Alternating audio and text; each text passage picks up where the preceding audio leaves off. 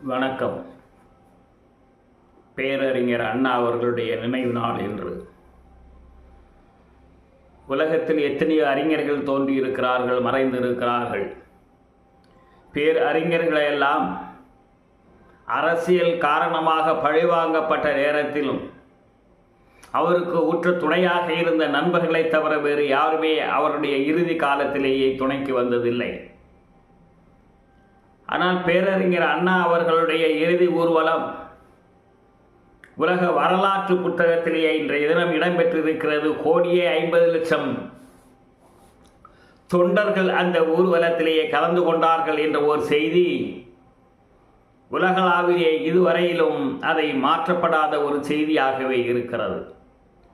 அந்த அளவுக்கு மக்களோடு ஒன்றிணைந்து மக்களுக்காக வேண்டியே வாழ்ந்தவர்.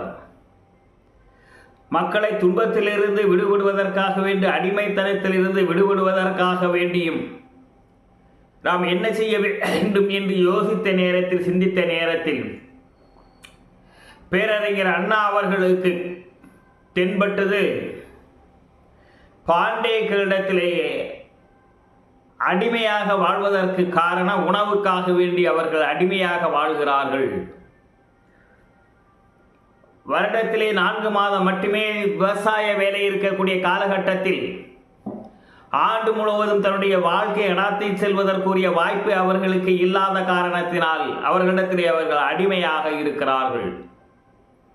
உணவுக்காக வேண்டி அடிமையாக இருக்கக்கூடிய இந்த மக்களை அடிமைத்தனத்தில் இருந்து விடுபட செய்ய வேண்டும் என்று சொன்னால் அவர்களுக்கு உணவு வழங்க வேண்டும் என்ற ஒரு எண்ணத்தின் அடிப்படையில் உருவாகியதுதான் இன்றைய தினம்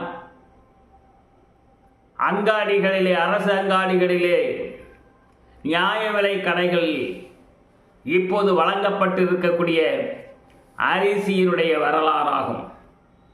அதிலே பேரறிஞர் அண்ணா அவர்கள் வெற்றி கண்டார்கள். கொத்தடிமை முறையை முழுமையாகவே ஒழித்து காட்டியவர் பேரறிஞர் அண்ணா அவர்கள். அந்த பேரறிஞர் அண்ணாவுடைய நினைவு நாளில் அண்ணா அவர்கள் மகாத்மா காந்தியை பற்றி சொன்னதை இந்த நேரத்தில் நாம் நினைவு கொண்டால் அது ஏற்புடையதாக இருக்கும். காந்தியடிகளை இந்த இரத்தமின்றி கத்தியின்றி இந்த நாட்டிற்கு சுதந்திரத்தை வாங்கி தந்த அந்த மகாத்மா காந்தி அவர்களை கொடியவர்கள் அவர்களுடைய கொள்கையை கோலோச்ச வேண்டும் என்பதற்காக வேண்டி துப்பாக்கி முனையிலேயே சுட்டு கொண்டார்களே. அந்த நேரத்தில் இந்தியாவில், இன்னும் சொல்வதாக இருந்தால் தமிழகத்தில் ஒரு அமைதியை உருவாக்க வேண்டும் என்பதற்காக வேண்டி தந்தை பெரியார் அவர்களை வைத்தும் பேரறிஞர் அண்ணா அவர்களை வைத்தும் ஆல் இந்தியா ரேடியோ, வானொலி நிலையம் இவர்களை நாட்டு மக்களுக்கு உரையாற்ற சொன்னார்கள்.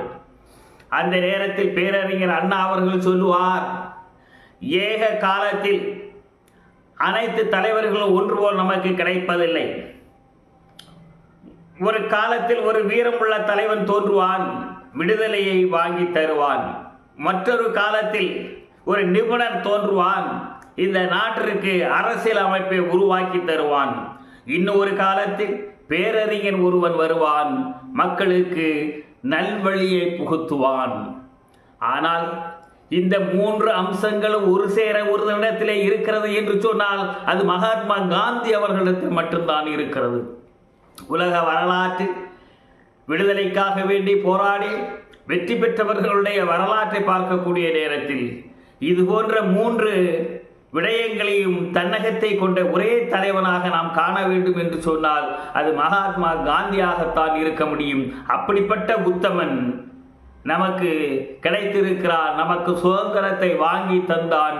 பொல்லாதவர்கள் அவர்களுடைய கொள்கைக்காக வேண்டி அவர்களுடைய தத்துவத்தை நாட்டிலே நிலைநிறுத்த வேண்டும் என்பதற்காக வேண்டி அநியாயமாக சுதந்திரத்திற்காக வேண்டி ஒரு துரும்பை கூட கிள்ளி போடாதவர்கள் சுதந்திரம் வாங்கி தந்தவனை சுதந்திர நாட்டிலேயே சுட்டுக் கொன்ற கொடுமை நடந்ததே என்று பேரறிஞர் அண்ணா வேதனையோடு குறிப்பிட்டார். நன்றி, வணக்கம்.